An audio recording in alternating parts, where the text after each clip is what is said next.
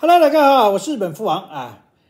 今天呢，再跟大家说一段啊，说一段什么呢？就是说啊，大家知道啊，最近这个美国的一些经济数据啊爆出来啊，不是很理想然后呢，美联储呢说这个最近一段时间啊，已经减了2次息了。那么呢，这个整体来说呢，从消费这个指数、信心指数来看呢，也已经跌到了一个比较低的水平啊。在这种情况下，福王突然之间就今天不跟大家谈那个股票的问题了，对吧？这个东西，这个福王认为，股票呢还可以用一些七仙女来修饰一下，是吧？但是呢，今天福王想要跟大家说的是，这个跟每个美国人其实都息息相关的一个重要的资产是什么呢？房地产啊。那么美国呢，房地产呢，当年在2008年啊，2007年、08年的时候，次贷风暴这个开始的时候，房地产出现了一波很大的这个下跌，是吧？然后呢，随着刺激经济的措施落实之后呢，慢慢的，美国的房地产市场又进入了一个繁荣期。那么应该说，美国的房地产一直在涨，一直是涨，是吧？虽然涨的幅度呢，不像有一些国家那么凶猛，其实但是呢，说句心里话，涨得还是不错的，尤其是一些比较好的城市，一些比较好的地端的一些房子，其实都涨得还是相当不错的，是吧？那么福王今天呢，要给大家留下一个非常重要的这个信号啊。福王认为呢，在福王用一个相对比较长的一个时间段啊，大概未来2-3年左右的时间，福王认为呢，美国的房地产市场会经历一波可能下跌，你要做好这方面的准备啊。为什么呢？其实原理很简单啊，记得福王说过的这个自行车理论吗？一般来说呢，这个股市呢是先于经济启动的 ，OK， 然后当这个股市涨到一定程度之后呢，经济也会跟着一起启动，同意吧？这个往往是在这个过程当中都会配合着一些国家的一些这个财政政策啊、货币政策啊，一些所谓的刺激经济的一些政策推出来。那么在这个过程当中呢，股市往往是先领略到这种信号，这种经济信号之后，这种积极的经济信号之后，出现了这个向上的这个涨势。那么但是呢，它就像这个自行车的前轱辘一样啊，它先跑出去，但是呢，这个经济呢就是那个三脚架，然后呢它就会跟出去。那么现在呢，福王看到了一个什么？这个前轱辘啊跑得已经很远了，离开经济呢已经有点距离了。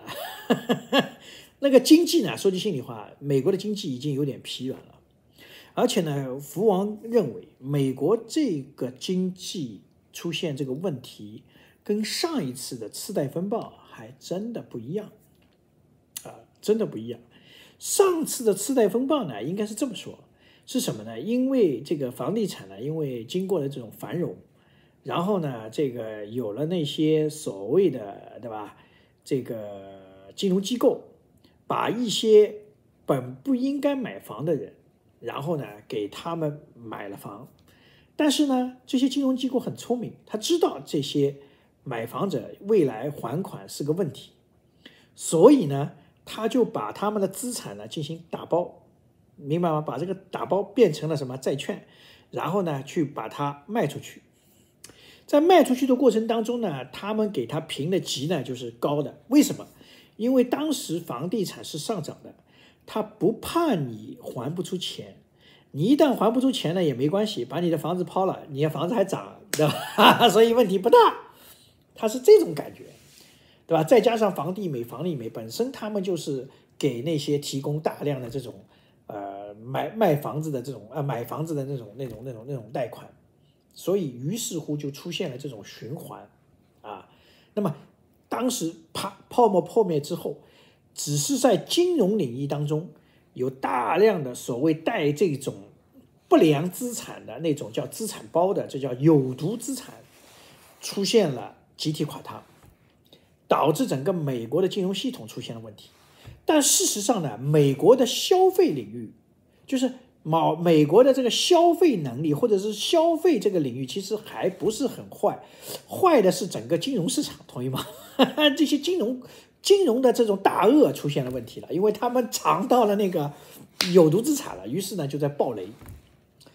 所以呢，当时美联储呢采用一种叫什么，叫有毒资产隔离的方式，对吧？让这个由央行这个美联储及时介入，给市场输入流动性，同时呢又把一些有毒资产怎么样，给它买过来，对吧？除了雷曼倒掉，其他的基本上都救回来了，对吧？所以你看到最后怎么样？整个经济的这个雷爆到一定程度之后怎么样？被有效的隔离了，就是说它外面给你罩了一个罩子，给你注入流动性之后，导致这个雷暂时被解除了。于是呢，美国经济呢依然再加上刺激政策，对吧？再加上这个大量的这个直升机撒钱，对吧？注水，最后呢，美国的经济又开始有了繁荣，同意吧？这次就不一样了。这次不一样在哪里呢？这次是美国的经济出现问题了，是什么呢？是通胀加上了什么？经济的这个萎缩，或者说经济的这个低迷，也就是说通胀、经济低迷，这就什么？这叫滞胀。那么这样的这种经济状况出现之后呢，简单的货币政策和财政政策是不能解决问题的。况且现在美国的财政赤字已经达到了一定的规模了。那么在这样的一种经济状况下，其实货币政策基本是失效的。滞胀的情况下啊，经济就是刺激的货币政策是会失效的。那么财政政策呢？因为董王，记住啊，董王给富人减了税，换而言之，用这个所谓的这个加关税，提高了这个消费者的物价，说白了就是加了消费税，其实说白了就这么个道理啊。那么导致什么？导致美国的消费者信心指数下降。而美国的收入又没有跟着及时的跟上去，在这种情况下，就出现了经济就出现了经济滞胀现象。那么像这种情况下的话，就不是简单的一个货币政策就能解决问题的了，这里边就存在着一个复杂的一个局面，所以后面要解决这个问题，时间的周期就可能要拉长，理解吧？再加上美国的股市又有泡沫，同意吧？再加上这个董王，对吧？又对吧？对吧？大家都明白了，对吧？这个动作频繁啊，他说他是懂经济的，反正总而言之，他认为他加关税是别的国家送钱给他，是这个概念。OK， 那么如果假设出现了这样的一种经济局面的话，事实上时间越久，解决这个问题的可能性越差。而且呢，现在董王还逼着美联储要降息那就有可能会让后面的通胀会有一种收不住，所以会出现什么经济脆断的这种可能性也会增强的。什么叫脆断呢？也就是说会出现这个通货膨胀一下子加速，然后呢，这个美联储就不得不紧急加息，在这种情况下就会出现股市崩盘、汇市崩盘、股汇债三杀的局面这种出现。那么如果假设经济出现问题，最后福王告诉大家的就是什么？就是最后那个轮子，就房地产，很有可能房地产也会出现下跌的行情。所以呢，在美国的那些兄弟们你们正做好准备，拉好扶手，系好安全带。福王呢提早了1年左右的时间给大家提个醒美国的房地产市场也会跌的真的会跌的，你们要做好这方面的准备的。为什么？因为经济就是这个样子的。经济如果一旦经济政策错误了，带来的后果是所有人都要承担的，而且它是一种几何的这种，这个会放大的，明白吗？所以福王说过了，这个关税这件事情，董王掀起了关税战，事实上是会有后果的是会有后果的，而且这种后果将是所有人要去承担的谁去买单？肯定不是富人买单，因为富人得到了应该得的好处，降息了降税了，对吧？减税了，对吧？但事实上，普通老百姓这种减税对普通老百姓来说根本没有什么益处的，甚至于会出现什么？就是有普通老百姓会增加很多成本，比如说物价上涨的成本压力，比如说工资的这个不会加，因为说句心里话，现在你看看企业，你看消费领域那些企业那些股票，你能看得出来，他们是没有能力给那些员工加工资的，明白了吗？他要应付那些关税就已经很累了，他怎么可能给人家，怎么可能给你加工资呢？你想想清楚 ，OK？ 然后呢，这个 AI 呢已经达到了这样一个高峰，就投资高峰。你认为 AI 未来的投资还能更大吗？福王认为已经到顶了。为什么？因为该投的钱都投上去了，你现在还能想象有谁还能再去投吗？没有了，大佬们都已经去投了，明白了吗？再找傻子已经找不到了，明白吗？那也就意味着已经基本到头了。在这种情况下，你想想看，再加上董王的一些骚操作，那我相信，像据我了解，现在这个医疗不是那个奥巴马的医疗现在也被废掉了嘛？那我相信会有更多的中产会接到一张这个保险公司给他的这个医疗保险的单子，这个单子他能不能接下来也是个问题，明白吗？所以整个市场会出现一些这种消费降级、信心受损的这种情况。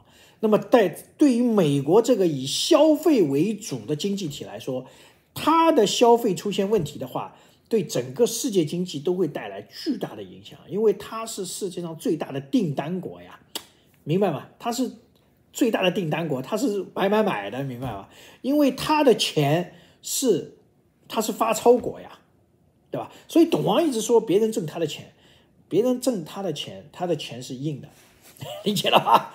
理解了吧？好吧，所以大家要做好这方面的准备。所以福王认为，未来美国将经历的这个经济的这个衰退，是一个非常复杂的这个衰退，它不是一个简单的衰退。